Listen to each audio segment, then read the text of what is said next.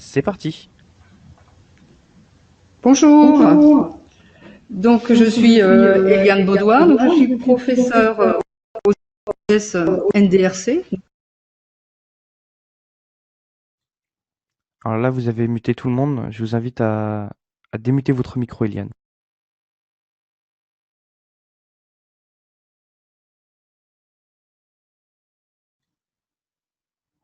Pour démuter, vous cliquez à gauche. Oui, bah moi j'ai fait. Donc voilà, donc je reprends. Donc je m'appelle Eliane Baudoin, je suis professeure au sein du lycée Ernest Renan à Saint-Brieuc. Ça fait 8 ans maintenant. Donc c'est le BTS négociation et digitalisation de la relation client. Donc c'est un BTS qui vient de changer de nom et qui avant s'appelait négociation et relation client. Donc a été rajouté le D. Donc je pense que tout le monde comprend pourquoi, parce que le monde est digital, donc le commerce est digital. Donc nous avons maintenant des cours de digitalisation de la relation client. Donc le but de ce BTS, qui est professionnalisant, c'est de former des commerciaux terrain. Voilà. À la différence d'un BTS qu'on appelait MUC avant, qui a changé de nom aussi, où on forme plutôt des vendeurs magasins. Donc là, je suis accompagnée de Céline, qui est une étudiante de première année qui a fait un bac général. C'est ça, je ne me trompe pas, Céline. Et Alicia, qui a fait un bac professionnel. Dans le BTS, on accueille 35 étudiants. 50% ce sont des bacs professionnels, essentiellement commerce et vente. Et on accueille aussi à peu près 10-11 bacs techno et aussi donc des bacs généraux, qu'ils soient sortants du bac ou qui viennent d'une année faite en faculté, par exemple. Voilà. Alors, ce que je peux dire juste, et puis après je laisserai la parole aux étudiantes, ce que je peux dire, c'est que comment nous faisons le classement des étudiants pour leur arrivée dans le BTS. Eh bien, on établit ce qu'on appelle un scoring, en général sur 100 points, et on regarde donc les notes de français, les notes de maths, les notes d'économie droit, les notes de spécialité vente, par exemple, ou mercatique. Et donc, on met des points comme ça. On regarde bien sûr l'attitude, c'est-à-dire en cours. Est-ce que ce sont des jeunes qui sont prêts à être autonomes, prêts à respecter l'autre, et on met sur 100 points, et après on fait un classement. Et on prend les 35 premiers. Voilà. Donc je vais laisser peut-être Alicia parler en premier, lui demander comment ça s'est passé, son intégration dans le BTS depuis son arrivée en septembre.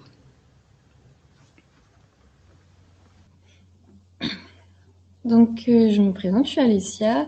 J'ai fait un bac pro vente à Jean Moulin. Et du coup, je suis arrivée à Renan pour faire le BTS NDRC. Donc je suis restée toujours dans la vente parce que j'ai toujours l'objectif d'avoir une agence immobilière. Pour l'instant, tout se passe très bien. On fait des ventes en direct avec des clients. On doit vendre des chocolats, des parfums. On a des formations. Donc là, en ce moment, on est en formation avec le Telegram.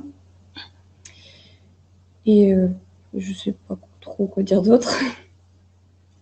Alors, on va passer la parole du coup à Céline qui va se présenter, puisqu'elle n'a pas le même parcours. Alors donc moi c'est Céline, donc je viens d'un bac ES et je l'ai fait donc pas l'année dernière mais l'année d'avant parce qu'entre temps j'ai essayé de faire un BTS qui m'a pas plu du tout. Donc pourquoi j'ai choisi ce BTS, c'était vraiment pour découvrir parce que je connaissais pas du tout le domaine du commerce, tout ça, et puis j'avais des amis qui étaient en première année l'année dernière justement qui m'ont dit que c'était vraiment un BTS intéressant. Du coup je suis venue pour découvrir et au final j'en suis pas du tout déçue. Et je suis super contente d'être là et je regrette pas du tout d'avoir changé de filière au cours de l'année dernière. Je vais reprendre la main. Peut-être une question sur les difficultés rencontrées dans l'apprentissage de certaines matières. Donc, je pense peut-être à Alicia sur des matières plutôt générales, enfin, éventuellement le français. Et pour Céline, je pense plutôt à des matières disons, professionnelles qu'elle n'avait pas dans son parcours avant. Alicia, si tu veux répondre. Moi, en français, pour l'instant, ça se passe très bien. C'était un exemple. J'ai une bonne moyenne. Par contre, en anglais, pour moi, je trouve ça difficile. J'ai jamais été très bonne en anglais. Et là, je trouve que c'est encore plus difficile.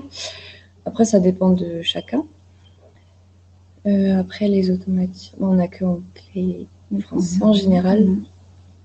Donc, après, on a une autre matière, ça va être CEJM, donc c'est du droit, donc ça revient à l'éco-droit. Et ça dépend du prof. On passe la parole donc à Céline. Moi, franchement, niveau matière professionnelle, ça va. Après, c'est sûr qu'il y a beaucoup de choses que les bacs pro ont appris que nous, les bacs généraux, on n'est pas forcément, on ne connaît pas. Mais après, les profs, ils expliquent bien et donc, on arrive facilement à rattraper leur niveau, quoi. Et puis, ça se passe bien, je trouve.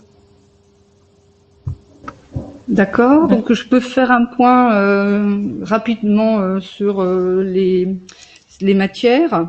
Donc, il y a ce qu'on appelle donc culture générale et expression, donc c'est le français. On a CEJM, donc on a dit que c'était l'économie, droit, et l'anglais. Pour l'anglais, ce qu'a dit Alicia est tout à fait vrai. Hein. Ceux qui viennent de filière bac professionnel ont quand même beaucoup plus de difficultés en anglais en général, et ceux qui viennent d'une filière techno ou encore générale sont beaucoup plus à l'aise, même si dans les technos, il y a plus de diversité. Après, donc ces matières, il y a ce qu'on appelle les matières professionnelles. Donc il y a le premier bloc qui est le plus important, c'est le bloc E4, c'est la vente, les cours de négo-vente. Le bloc qui est très nouveau, c'est le bloc E5, digitalisation de la relation client. Donc là, on travaille forcément sur la vente en e-commerce avec des logiciels qu'on va utiliser, qui sont spécialisés. Et donc, on travaille aussi tous les outils digitaux qu'une entreprise peut utiliser, les réseaux sociaux, etc., etc. Après, il y a E6. Alors, c'est un cours qui est pas forcément facile. C'est animation de réseau, puisque les entreprises travaillent en réseau. Donc, il faut que le commercial s'insère dans ce réseau. Et autrement, il y a ce qu'on appelle les ateliers de professionnalisation. Donc là, c'est tous les mercredis pour les premières années. Et donc là, c'est ce qu'a dit Alicia. On travaille avec des partenaires. On travaille avec le Telegram, on travaille avec le Ouest France, on travaille avec les gîtes d'Armor, avec les deuxièmes années. Donc là, on essaye de faire des exercices professionnalisants. Donc là, bientôt, on va monter un nouveau exercice avec des lycées pour faire aussi beaucoup de phoning. La première année, on s'essaye de faire du phoning parce que c'est le métier du commercial qui est là.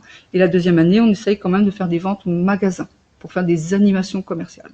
Voilà. Je pense qu'on a fait le tour pour moi. Est-ce que vous avez des questions ou Alicia veut faire une remarque sur les ateliers ou Céline?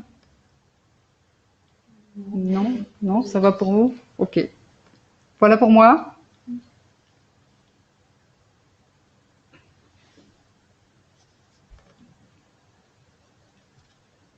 William, est-ce qu'il y a des questions?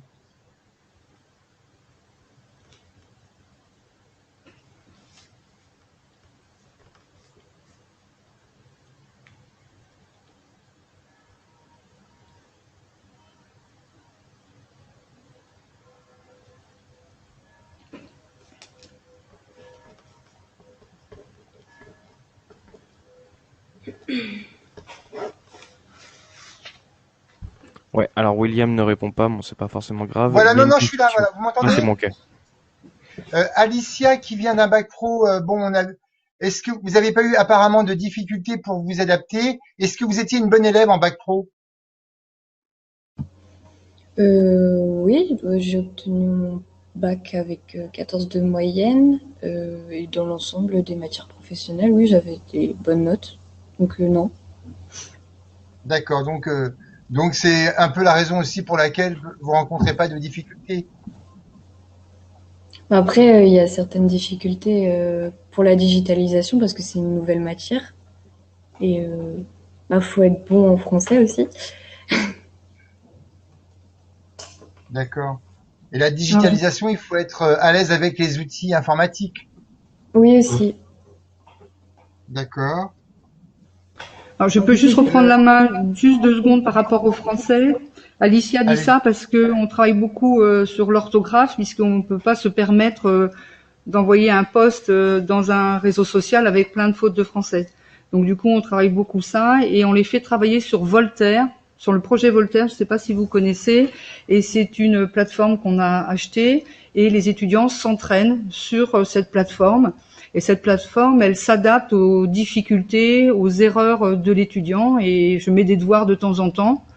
Et voilà, pour qu'il s'améliore au niveau du français, puisque c'est digitalisation de la relation client. Donc voilà, s'ils mettent aussi un produit sur le site e-commerce, eh ben, la description doit être sans faute.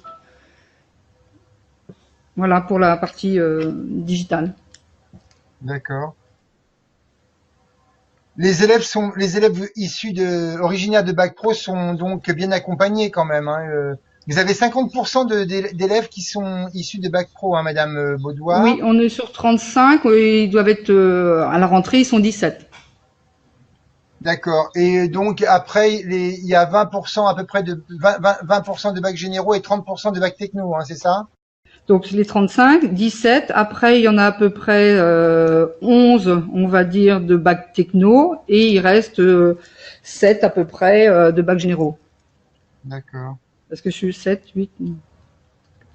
Voilà, c'est ça. Ça fait 15, ça fait 35. Voilà. On n'a pas, pour cette promo, on n'a pas mis en place des cours spéciaux pour les bacs professionnels, puisque pour l'instant, c'est une classe qui est très agréable et qui est très très bien globalement, même au niveau des résultats. C'est une classe moins en difficulté que les autres années pour l'instant. Donc voilà. Après, il y a forcément des étudiants qui sont en bas de liste au niveau des notes, mais bon, pour l'instant, voilà, ça se passe correctement bien. D'accord. Par rapport aux réussites au niveau de l'examen, bon, avec l'année dernière, c'est un peu exceptionnel, mais prenons en 2019, Ben, quel était le taux de réussite des élèves originaires de Bac Pro? Vous avez une idée? bah Vous avez le chiffre? c'est compliqué pour moi aujourd'hui de vous en parler, puisque nous avons été réformés. Donc c'est des nouvelles épreuves, et la première promotion qui était diplômée BTS NDRC, eh ben ça a été un contrôle continu. Donc je n'ai aucun chiffre, Non, si mais je vous pensais voulez. même NRC, hein, même en NRC en 2019, hein, mais bon, il n'y a pas une grande Euh, différence? Ce qui se passe, c'est que on en perd beaucoup en début d'année en général. C'est-à-dire que ce qui se passe, ça se montre pas forcément sur les résultats finaux. Ce qui se passe en général, c'est qu'on commence à 35, et avec le rythme, avec cet escalier à franchir pour les bacs professionnels qui doivent se mettre au travail, et certains ne le font pas, et ce qui se passe, c'est qu'ils ne restent pas dans l'année. C'est-à-dire ils sont là le premier semestre et après ils décrochent. Et ce qui fait que ceux qui passent facilement en deuxième année, disons que voilà, ils font comme les autres, ça se passe bien. D'accord. Oui, on a Ceux souvent qui un ont passé, décrochage, et le décrochage est un petit peu plus souvent sur les bacs professionnels. d'accord. Mais ceux qui ont passé le cap de la première année, quoi, c'est bon, quoi. Oui, oui. Moi, c'est la promo, si je me rappelle bien, la promo de l'année dernière, le meilleur, c'était Corentin Collin, et c'était un bac professionnel. Hein. Ça peut être une D'accord. voie de réussite aussi pour ces bacs professionnels qui sont bien positionnés, qui veulent vraiment faire ça, qui font des bons stages et qui sont dans une attitude adaptée, c'est-à-dire ils sont présents, ils travaillent, ils ont vraiment acquis le statut d'étudiant. S'ils restent sur leur position de bac professionnel sans vouloir être désagréable, pas de travail personnel à la maison, c'est compliqué. D'accord. La, la formation a été modifiée. Elle est devenue, il y a la Oui, digitalisation qui est rentrée dans l'acronyme. oui. Est-ce que cette digitalisation a considérablement modifié le contenu du diplôme? Est-ce qu'il y a un grand changement avec Les autres Non, matières n'ont pas. non, parce que le cœur du métier, ça reste le bloc 4, et le bloc 4, c'est la vente, c'est la négo. Voilà. Ça, c'est pour disons que là, on forme, disons, des commerciaux, donc c'est bien des commerciaux et non pas des community managers qu'on forme. Ce sont des commerciaux qu'on forme, mais des commerciaux connectés. C'est-à-dire qu'ils peuvent faire une vente sur Internet. Voilà. Où ils utilisent les outils pour les aider à vendre. Donc, c'est bien le commercial et son métier qui est mis en avant. Et après, bien sûr, il utilise le digital dans sa vie quotidienne. Comme nous, maintenant, on utilise le digital. Très bien. Mais ça reste un commercial connecté. Je peux parler des débouchés. Je ne sais pas si ça vous intéresse un petit peu, les débouchés. Bien sûr, allez-y, ouais, je vous en prie. Oui. Donc, en général, donc ils font leur BTS. Après, une partie part en général à l'IUT à Saint-Brieuc, faire une licence professionnelle, banque ou pas banque. Bon, il y a d'autres aussi formations qui accueillent pour une licence professionnelle, bien sûr. Bon, beaucoup vont quand même à l'IUT. Après, une partie vont en faculté. Bon, là, c'est un peu compliqué pour eux quelquefois, mais ça dépend. Et une partie autrement, va sur le marché du travail. Voilà, on a à peu près ces 3 portions, quoi. Un tiers, un tiers, un tiers. D'accord. Oui. Après, je sais, j'ai des exemples un peu concrets. Je sais que j'ai une étudiante, Audrey, qui travaille chez Decathlon. Après, j'ai un étudiant, lui, qui est parti dans le digital. Bon, il a mis un certain temps à faire. Il a trouvé une école de digitalisation et voilà, il a été embauché dernièrement pour faire de la digitalisation. Donc, il sera community manager. Mais voilà, bon, il y en a certains étudiants. Benjamin, lui, je sais qu'il est commercial. Chez Cosigou, par exemple. Donc voilà, ça ouvre beaucoup de portes. Je peux parler d'Alicia peut-être, parce que là, elle a son projet d'immobilier. Elle aurait pu faire, par exemple, un BTS immobilier. Bon, elle a peut-être choisi de faire, bon, elle va me confirmer, de faire le choix de BTS NDRC pour pas que ça l'enferme. Mais ça veut pas dire qu'elle peut pas aller après vers l'immobilier, quoi. Pourquoi t'as pas choisi un BTS immobilier? Pourquoi le BTS NDRC? Parce que je savais pas si c'était sûr. D'accord. Donc je voulais avoir d'autres portes. Voilà. Comme ceux qui choisissent le BTS banque, quelquefois ils préfèrent choisir le BTS NDRC qui ne les enferme pas, alors qu'un BTS banque va les enfermer. Éventuellement. Voilà pour moi. Et Céline, quel est Alicia, c'est éventuellement l'immobilier, mais c'est pas sûr. Et Céline, quel est éventuellement son projet? Moi, ce serait la banque, peut-être. D'accord. Vous comptez directement rentrer dans la vie active après le BTS ou alors poursuivre en licence pro ou en IUT? Une licence pro, ouais, après. D'accord. Vous avez réfléchi sur laquelle? Non, pas encore, mais je suis pratiquement sûre d'en faire une. Après, ça dépendra des stages que je vais faire pour voir ce qui m'intéresse vraiment. Très bien. Je peux reprendre la main sur les stages si vous voulez. Allez-y. Oui, donc les stages en général, donc on fait des stages en première année, on fait des stages en deuxième année. Bon, là c'est très perturbé en ce moment. En première année, d'habitude, donc on fait un stage en janvier et après en mai-juin.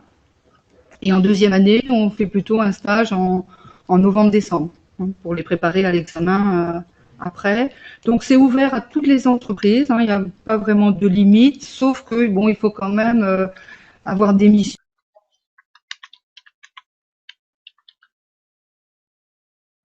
Allô?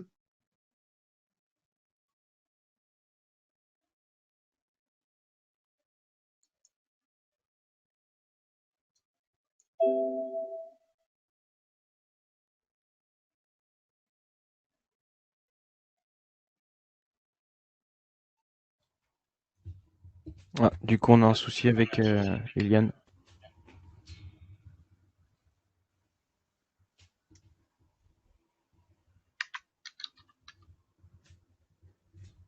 Bon, vous m'entendez là?